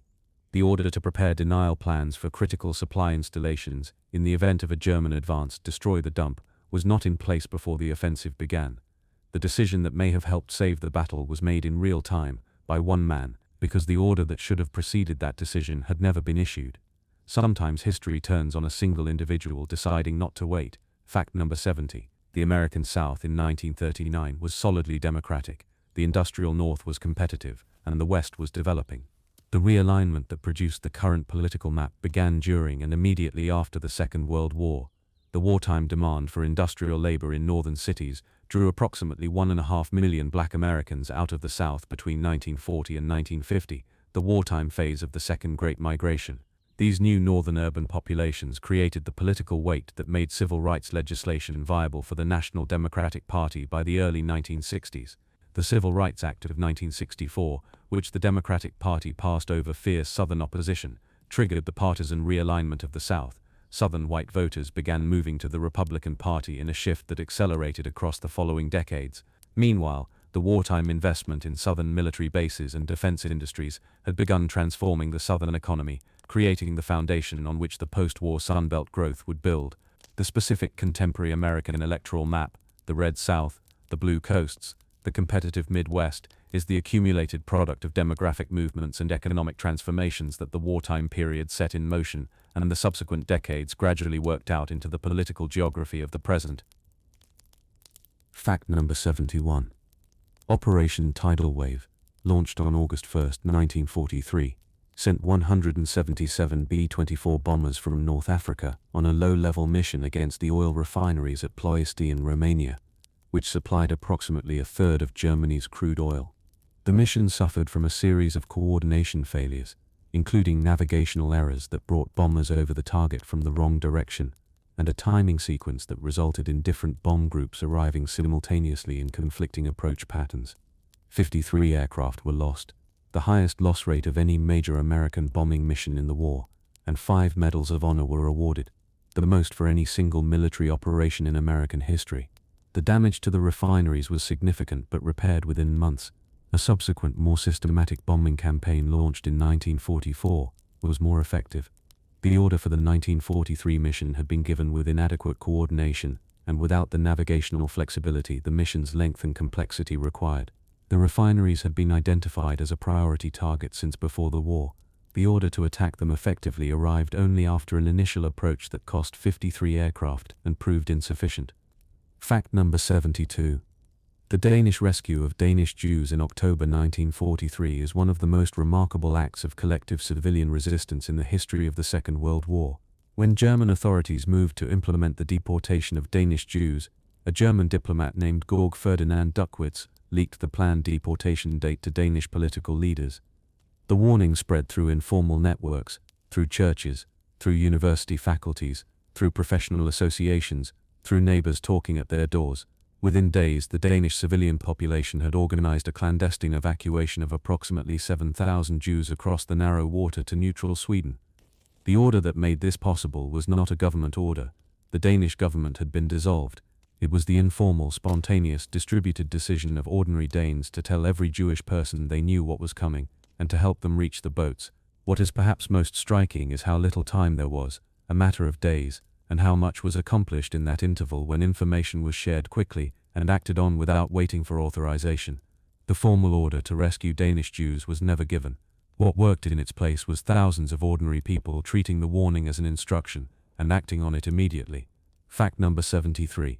The Ludendorff Bridge over the Rhine at Remagen was captured intact by American forces on March 7, 1945, in circumstances that represent one of the most significant examples of a demolition order arriving too late. German forces had been ordered to destroy all Rhine bridges before they could be captured. At Remagen, the charges were laid and the detonators were in place. The American 9th Armored Division arrived at the bridge while it was still standing. The demolition order was given, and the charges were detonated. The bridge shook, shifted, and remained standing. The charges had either been improperly set or had been partially disrupted by American fire. American soldiers crossed under fire and secured the bridgehead. Within days, 5 divisions had poured across the Rhine at Remagen. Hitler was furious and had 5 German officers court-martialed for the failure. The order to destroy the bridge had been given. It had been executed. It had simply not worked, and the margin between the order arriving and the Americans reaching the bridge had been so small that there was no time to correct it. Fact number 74. The American decision to drop atomic bombs on Japan in August 1945 was preceded by a diplomatic process that raises questions about whether the order to use the bombs came before the Japanese government had fully indicated a willingness to discuss surrender terms. Japan had, through neutral channels in the months before August 1945, made diplomatic approaches exploring the possibility of a negotiated peace, with the condition that the emperor's position be preserved. Some American officials, including Secretary of War Henry Stimson, argued that clarifying the emperor's future role might bring about a Japanese surrender without atomic weapons. The clarification was not offered before the bombs were dropped. The Potsdam Declaration of July 26 warned Japan of destruction but did not mention the emperor. The order to drop the first bomb was given on July 25. After the bombings and the Soviet declaration of war against Japan, Japan surrendered, with the emperor's position ultimately preserved under the surrender terms. The question of whether the order to drop the bombs arrived before the diplomatic alternatives had been fully exhausted has been debated by historians for 8 decades. Fact number 75. When Soviet forces entered Berlin in April 1945, the civil defense infrastructure had largely collapsed. The designated shelter systems were inadequate, and the orders being issued by remaining Nazi Party authorities were disconnected from the military situation. Goebbels continued issuing instructions to resist. Hitler, in the bunker, continued ordering attacks from armies that could not reach Berlin. The actual civilian experience of the Battle of Berlin, the hiding in cellars, the emergence under Soviet occupation, unfolded in conditions where the official order structure had effectively ceased to function. Women in Berlin developed informal warning systems, chalk marks on walls, whispered messages through cellars, to communicate the presence and movement of Soviet forces through their neighborhoods. These civilian communication networks, entirely unofficial and never ordered into existence by any authority, functioned where the official order system had broken down. The German population of Berlin navigated the final collapse of the Nazi state largely by improvising, in real time, the information and warning systems that proper civil defense orders should have established years earlier. Fact number 76. The first evacuation of children from London on September 1, 1939, was one of the largest logistical operations in British history. What is less examined is the second and third waves of evacuation, which were considerably less well organized. After the initial evacuation, many families recalled their children during the phony war, when the anticipated bombing did not materialize, and by the summer of 1940, a significant proportion of evacuated children had returned to London. When the Blitz began in September 1940, a second evacuation was ordered. The difference this time was that the bombing was already underway. Families trying to send children out of the city were doing so under air raid conditions, with transport networks disrupted by bombing, and with a population that had spent months telling itself the first evacuation had been unnecessary. The second evacuation order was given during the Blitz, not before it. Children were traveling out of London on trains while bombers were overhead. The order had come. The order had come after the thing it was meant to precede had already started. Fact number 77. The attempt to assassinate Hitler on July 20, 1944 failed for a combination of reasons, but among the most consequential was the delay in issuing Operation Valkyrie, the order that would have set the planned coup in motion. When Stauffenberg detonated the bomb and flew back to Berlin, there was a critical window, the hours between the explosion and the confirmation of Hitler's death, in which Valkyrie should have been set immediately in motion. The conspirators in Berlin hesitated. Confirmation of Hitler's death was ambiguous. Communications from the Wolf's Lair were confused. The orders to execute Valkyrie, to arrest SS officers, seize communication centers, and issue the instructions that would have presented the German military with a fait accompli, were delayed for several hours. By the time Valkyrie was partially set in motion, it was already too late. Hitler was alive. The SS had regained control of communications. The order to act had been delayed in the hours when speed was the entire difference between success and failure. A few hours, in one afternoon, had been the margin between a world with Hitler and a world without him. Fact number 78. The story of the White Rose, a small group of German university students who distributed anti-Nazi leaflets in Munich in 1942 and 1943, is, among other things, a story about what happened to people who received no order to resist and chose to act anyway.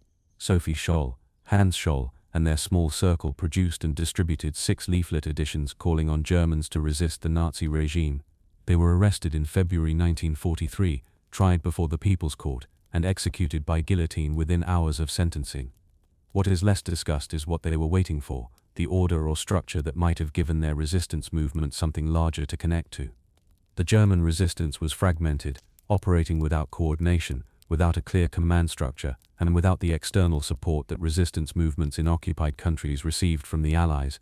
The order to organize a coherent German internal resistance, an order that might have come from German generals who secretly opposed Hitler, or from Allied governments who stated they were fighting the Nazi regime rather than the German people, was never given in a form that reached ordinary Germans who were looking for something to join. The White Rose acted without it. They were killed for acting without it. Fact number 79. The Pacific Island hopping campaign of 1943 and 1944 relied on bypassing strongly fortified Japanese positions, cutting them off from resupply, and allowing them to wither in place while the main advance moved westward. The strategy saved many American lives, but it also left approximately 100,000 Japanese soldiers on bypassed islands at the war's end, soldiers who were alive, armed, and in many cases determined to continue fighting. The order to surrender was delivered to these garrisons after the Japanese capitulation through radio broadcasts, leaflet drops, and the personal arrival of Japanese officers sent specifically to deliver the order with the authority their men would recognize. Most garrisons surrendered in September and October 1945. Some held out longer. The process of delivering an authenticated surrender order to every bypassed garrison across hundreds of Pacific islands was a genuine logistical challenge, and the result was that some Japanese soldiers were still fighting, and some lives were still being lost months after the formal surrender had been signed on the USS Missouri. Fact number 80. The liberation of Paris in August 1944 was triggered partly by a decision that General Eisenhower had initially not intended to make so soon. The original Allied plan was to bypass Paris, to cut off the city and allow it to fall without a direct assault that might consume Allied supplies and divert forces from the main advance into Germany. What changed the timetable was a civilian uprising. The Paris resistance rose against the German garrison on August 19, 1944, without waiting for an order from Allied command. Once the uprising was underway, Eisenhower faced the prospect of either supporting it or watching it be suppressed, which the German commander had the forces to do. Eisenhower changed the plan. The order to advance on Paris was given. The French 2nd Armored Division entered the city on August 24. German commander Dietrich von Choltitz, who had received orders from Hitler to destroy Paris before surrendering it, did not execute those orders. The order to burn Paris was given. It was the one late order, in this particular story, that the man receiving it chose not to obey. Fact number 81. Between 1933 and 1939, approximately 280,000 of Germany's 500,000 Jews emigrated. The remaining 220,000 stayed, for a complex combination of reasons: attachment to home, difficulty obtaining visas, insufficient funds, disbelief that the situation would become as extreme as it eventually did, and a rational calculation, updated continuously, that the worst might not come. The order to leave, the clear, urgent, unambiguous signal that departure was now necessary, was never issued by any authority the remaining Jews could trust. Jewish community organizations urged emigration, but could not compel it. German authorities periodically facilitated emigration, and periodically obstructed it, depending on current policy. The signal that should have been unmistakable arrived, in retrospect, in pieces, across years, and the individual decisions made in response to each piece were made without the complete picture that only the full sequence provides. Each person made a reasonable calculation based on the information available to them at that moment. The tragedy was that the full picture, the picture that would have made the decision obvious, was only visible in its entirety when it was too late to act on it. Fact number 82. The Soviet advance into Manchuria in August 1945, Operation August Storm, began 8 days after the atomic bombing of Hiroshima and 2 days before the bombing of Nagasaki. It may have been as significant as the atomic bombs in precipitating Japan's decision to surrender. The Soviet declaration of war against Japan came on August 8, 1945, fulfilling a commitment Stalin had made to Roosevelt at Yalta. The speed and scale of the Soviet offensive shattered the Japanese Kwantung Army in Manchuria, the largest Japanese military formation, which the Japanese command had been counting on as a potential reserve for the defense of the home islands. For the Japanese government, the Soviet entry into the Pacific War also removed the last potential mediator for a negotiated peace. The Japanese had been exploring through Soviet diplomatic channels the possibility of a negotiated settlement, unaware that the Soviets had already committed to entering the war on the Allied side.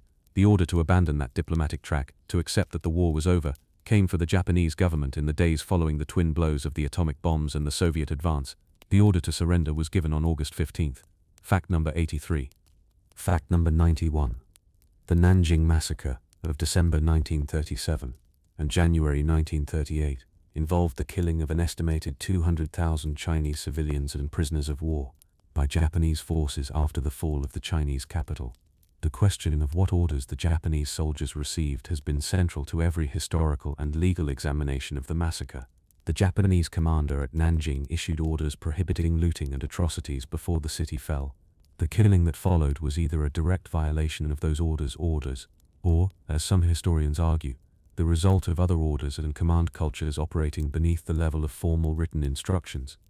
The International Military Tribunal for the Far East held Japanese commanders responsible for the massacre, regardless of what specific orders they had or had not given. The principle it established, that a commander is responsible for the actions of his forces, and that the absence of a specific order to commit atrocities does not absolve command responsibility when atrocities occur, became foundational in international law. The order to stop the killing at Nanjing, if it was given in any meaningful way, arrived too late to change what had already been done. Fact number 92.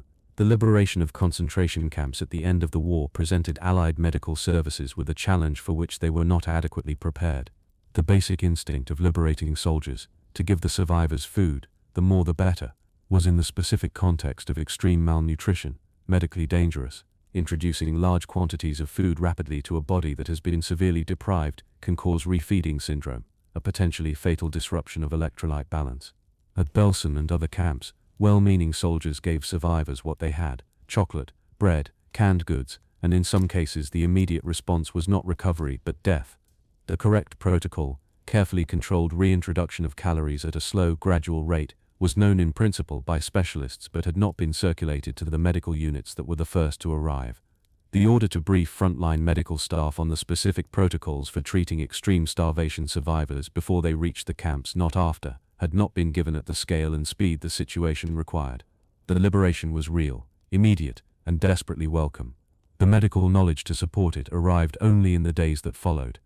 Fact number 93.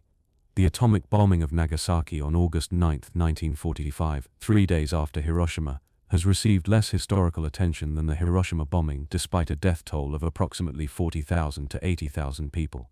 By the time of the Nagasaki bombing, the Japanese government was already in the process of deliberating on whether to accept surrender terms. The emperor had asked his advisors to prepare an analysis. Meetings were underway. The decision had not yet been made, but the process was in motion. Whether the Nagasaki bombing influenced that decision or whether Japan's surrender was determined primarily by the Soviet declaration of war and the Hiroshima bombing is debated among historians. What is documented is that the second bomb fell on a city while the Japanese government was actively discussing surrender. The order for the Nagasaki bombing had been given as part of a standing operational order to continue atomic attacks until Japan surrendered, a sequence that did not pause for a diplomatic interval. The order to wait, to allow the Japanese government the time it needed to deliberate, was not given between Hiroshima on August 6 and Nagasaki on August 9. Fact number 94. Approximately 3,300,000 Soviet prisoners of war died in German captivity in the first year of Operation Barbarossa, the majority from starvation, exposure, and deliberate neglect. German military planners had conducted studies before the invasion showing that the logistics of feeding large numbers of Soviet prisoners could not be sustained alongside the requirements of the advancing German forces. Rather than treat this as a planning problem to be solved, it was treated as a constraint to be accepted. The order to provide adequate food and shelter for anticipated Soviet prisoners was not given. What was given explicitly was the instruction that Soviet prisoners were not entitled to the protections of the Geneva Convention, and that their treatment was to be governed by ideological considerations. The deaths that followed were not an accident of circumstances. They were the consequence of an absence of orders that had been deliberate. The decision was made before the invasion that millions of men who would be captured would be allowed to die. 3 million people died in that deliberate gap between the order that was given and the order that was not. Fact number 95. In March 1945, as Allied forces crossed the Rhine and advanced into Germany, Hitler issued the Nero Decree, a direct order to destroy Germany's remaining industrial, transport, communications, and supply infrastructure. The logic, as Hitler stated it, was that the German people had proved themselves unworthy of survival and should share the fate of the regime. Albert Speer, the Reich Minister for Armaments, received the decree and undertook a systematic effort to prevent its execution. He traveled to German commanders and regional officials and persuaded many of them not to carry out the destruction orders. He lacked the authority to countermand the decree directly, so he worked around it, interpreting orders narrowly, delaying implementation, and in some areas, simply telling officers that the order would not be enforced. The Nero Decree was issued. It was partially implemented.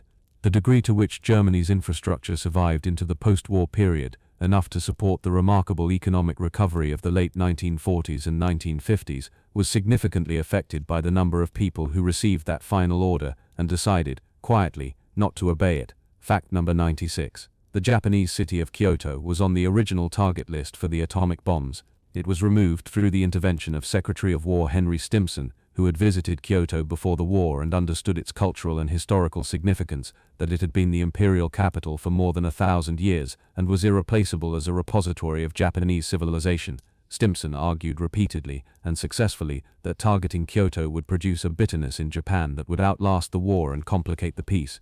The order to spare Kyoto was given over the objections of military planners who considered it an important industrial target.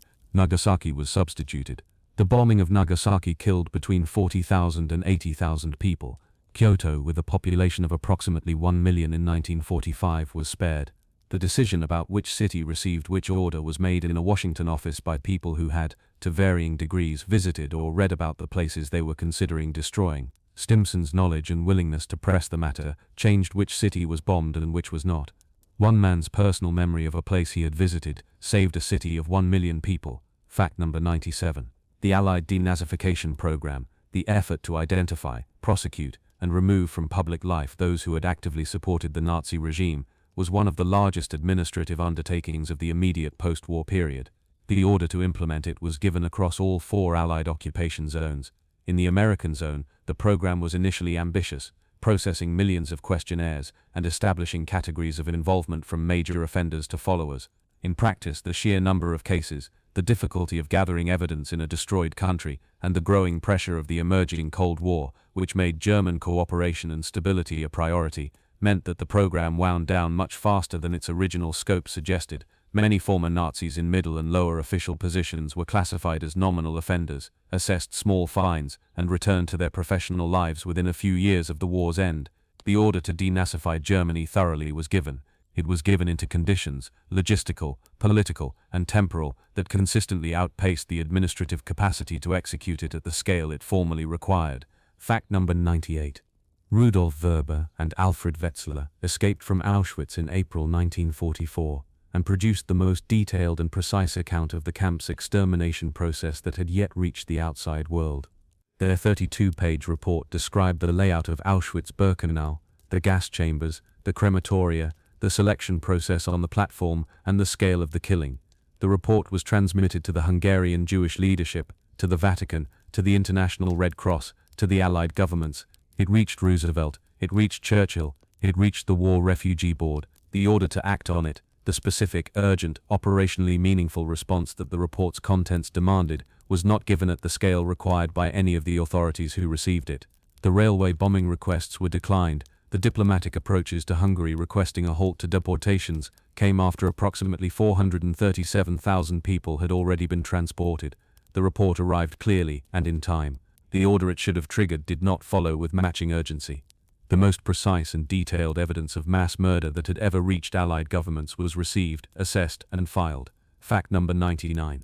The final German surrender in May 1945 was signed in 2 separate ceremonies, first at Reims on May 7th, and then again in Berlin on May 8th, at Soviet insistence. The duplication reflected the political tensions between the Western Allies and the Soviet Union that would define the Cold War. The Soviet Union celebrated May 9th as Victory Day rather than May 8th, because the Berlin signing occurred after midnight Moscow time. Germany officially surrendered twice, to the satisfaction of no one entirely. Meanwhile, German forces in some areas received the order to cease fighting through the Reims signing and stopped. German forces elsewhere received it later, through the Berlin signing, or through the chain of command that distributed the order downward. In the gap between the 2 ceremonies and the time needed for the order to reach every German unit, fighting continued. Soviet forces continued offensive operations in Czechoslovakia until May 11th. German soldiers died after the surrender had been signed. The order to stop fighting was given, clearly and formally, on May 8, 1945. It continued arriving in places where the fighting had not yet stopped. Fact number 100. When the war in Europe ended in May 1945, thousands of German soldiers did not come home. They remained in prisoner of war camps across Britain, France, the United States and, for the longest, the Soviet Union, which held German prisoners until 1955, and in some cases beyond. For their families in Germany, the wait produced a particular kind of suspended grief. The war had ended. The victory celebrations had taken place. Countries were beginning the slow work of reconstruction, and yet the door did not open. Wives raised children and answered questions about fathers they could not describe as present or absent with any certainty. Mothers kept a photograph on the mantelpiece and did not quite allow themselves to use the past tense. Some men returned after 5 years, or 8, or 10, changed in ways they could not easily explain, and did not always try to. Some were returned in coffins, some were never returned or accounted for at all. The order authorizing their release was, in the Soviet case, a political decision made in the context of the post-war relationship between Germany and the Soviet Union. It came, for many families, years after the moment they had been told to expect it, and for some, it never came at all. Fact number 101. In September 1945, 4 months after the German surrender and 3 weeks after the Japanese surrender, a German weather station crew on the remote Arctic island of Nordaustlandet surrendered to Norwegian authorities. They were the last organized German military unit to formally lay down their weapons in Europe, weeks after every other German formation had done so. They had been stationed on the island to collect meteorological data. They had been so isolated, their radio contact limited, their resupply irregular, the island itself icebound and inaccessible for much of the year, that the news of Germany's defeat had reached them late and in a form they could not verify. When Norwegian hunters arrived at the island, they found the crew alive, operating their equipment and waiting. They surrendered without incident. They were taken back to Norway and eventually repatriated.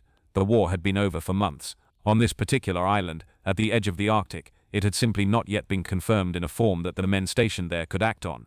The order to stop, the order that everyone else had received in May, arrived for them in September, carried by a Norwegian hunting vessel into an ice-filled bay at the top of the world. There is a particular kind of stillness that falls when you have been listening carefully to a sequence of near misses, when you understand, not dramatically but quietly, that many of the worst things in the record you have just moved through were not inevitable. They passed through moments. They depended on gaps, on delays, on the space between a decision being made, and the order carrying that decision reaching the person who needed to receive it. Most of the orders that came too late because of identifiable human decisions. The decision to disbelieve an intelligence report. The decision to prioritize other requirements over an urgent one. The decision to wait for confirmation that came after the window had closed. The decision to protect a secret rather than the people the secret's discovery might have saved.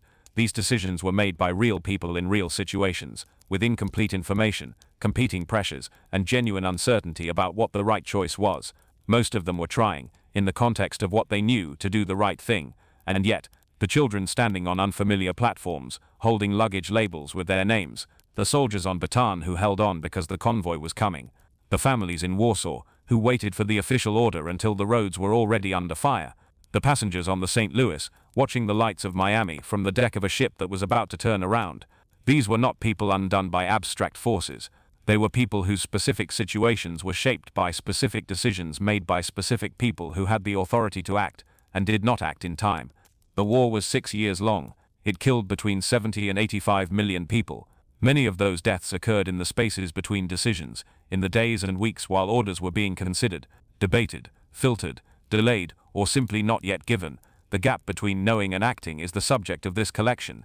It is a gap measured, across these 101 facts, in millions of lives. Sleep well if sleep is where you're headed. Rest peacefully, if rest is what you need. Let these lessons of timing and human limitation drift around you gently, interesting but not troubling, informative but not demanding. You've listened carefully. Now you can simply let it go and allow yourself the peace of this moment. Good rest to you.